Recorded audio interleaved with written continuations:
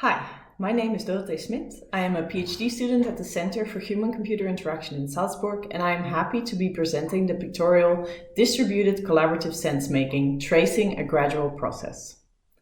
I am presenting this pictorial on behalf of my co-authors, Ruth Neubauer from the New Design University in St. Pölten in Austria, and Verena Fuchsberger, my colleague at the Center for Human-Computer Interaction at the University of Salzburg in Austria. This presentation is split up into 4 parts. Firstly, I will introduce what it is exactly that we did. Secondly, I will discuss why we did what we did by briefly introducing related theory. Then I will show you a few examples of the outcomes. And finally, we will discuss our reflections about this process and the outcomes. So, what did we do?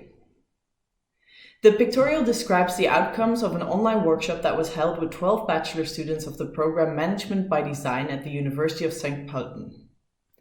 Of course, the main reason that this workshop was held online is due to ongoing COVID restrictions, which in Austria and many other places has resulted in online learning becoming the standard. However, we used the resulting situation to test a workshop format that we have tried out many times in a collocated format. In this type of workshop, we ask participants to build physical representations of a design problem using tangible objects.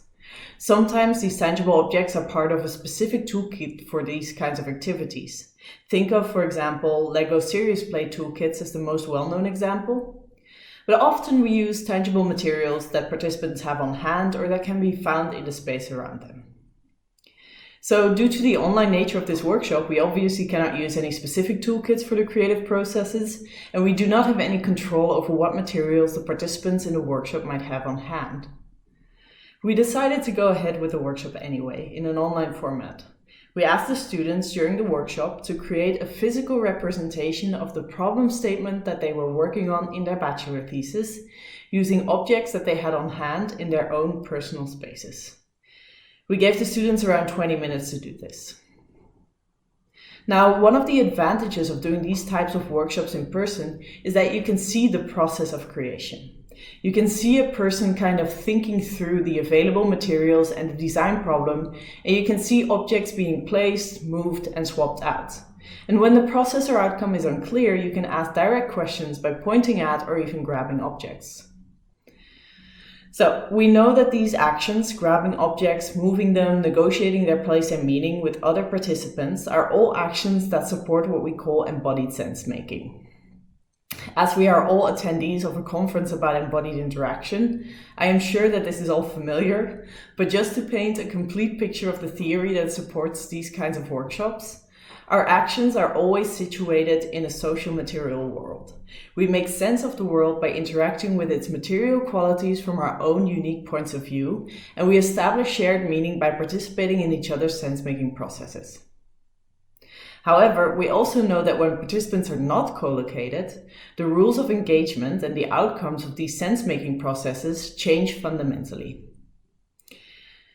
So now, after the workshop, we, and here I mean my co-authors Ruth, Verena and me, are left in this interesting situation where we've asked the students to send us photographs of the physical representations that they have made in their own homes, but we did not participate in their sense-making processes, so shared meaning has not been established yet.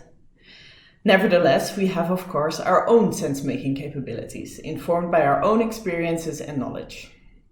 So armed with these capabilities, knowing, for example, what an object or a material could represent, or what a bachelor thesis of a management by design student could look like, we embarked on our own dislocated, gradual sense-making process. So this is a visualization of the sense-making process in an attempt to co-construct the meaning of each photograph. Several events took place. They are described in more detail in the paper between the authors and the students to eventually draw conclusions on the meaning of each physical representation. I realize that by showing this visual, I am implying that this process was very much a linear one, but this was usually not the case. In fact, we often moved back and forth between events, realizing that we had not completely worked through a misunderstanding yet, or to clarify with the students what the actual meaning of an object or relation was. In the end, this process resulted in co-constructed meaning, which we have visualized, as can be seen in an example here. In these visualizations, you can see the individual thought processes and steps that we, the researchers, went through to make sense of what we were seeing and co-construct meaning with the students and with each other. Comparing some of these visualizations, you can also see that for some representations, we needed a lot of back and forth between researchers and students, while other representations became clearer much more quickly. This can be related to the complexity of the problem that students have tried to express with their physical representation, as well as the complexity of the physical representation itself. Finally, I will share some reflections about the process and outcomes of this experiment. So first off, due to the asynchronous nature of the process, the sense-making activities we discuss here took place over the course of days, if not weeks. After an email was sent to a student, sharing interpretations and asking for clarification, it would generally take a few days to get a response. And then it would usually take a few more days for the researchers to meet up on Skype to discuss the response and negotiate and co-construct meaning. As a result of this, in-depth sense-making often already took place as an isolated individual event before attempts towards participatory sense-making and co-constructing meaning were made. As a result, the meaning of simple objects, metaphors, and representations became magnified. An anecdotal example of this is related to the picture you see here. One of the researchers spent a lot of time considering the technical device on the right. What could it be and what could it mean in relation to the post-it stuck on the mirror that read design? When she asked the student, he simply replies, "It's just a calculator propped up on a tripod, because it represents the sciences." The next reflection relates to individual events of sense-making and how they relate to the moments where we share our thoughts about a picture with others. Are individual sense-making and participatory sense-making two inherently different types of events?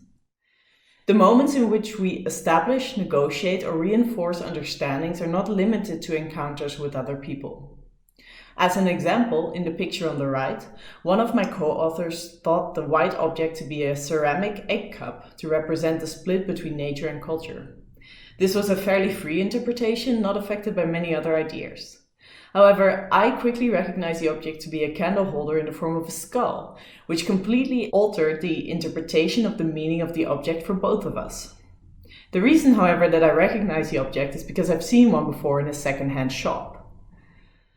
Memories, cultural influences, and past interactions with objects participate in individual sense-making and therefore influence the co-construction of meaning. And the last reflection I'd like to share is on a technical note. Many tools for distributed work of all sorts exist, and many of them were used in the sense-making process, such as Skype, Google Drive, and email.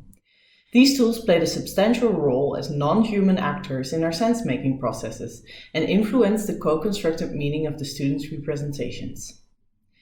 An example of this is that the students' contributions were alphabetically ordered in Google Drive, which dictated the order in which we looked at the photographs, the order in which the students' names appeared in our analysis document, and finally, even the order in which the photographs initially appeared in the paper.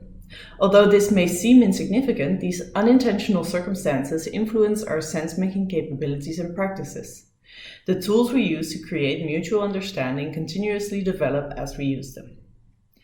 Metaphors, tacit knowledge, and implicit agreements that are developed in this process help us understand, and so we might find it easier to co-construct the meaning of the third photograph we interpret than the first, and even more so by the time we interpret the sixth photograph. I would like to wrap up this presentation with some questions for future work. It has unfortunately become clear that we are not at the finish line of this COVID situation yet, and e-learning, Zoom calls, and Miro boards will continue to be part of our daily lives and therefore our sense-making processes for a little while longer.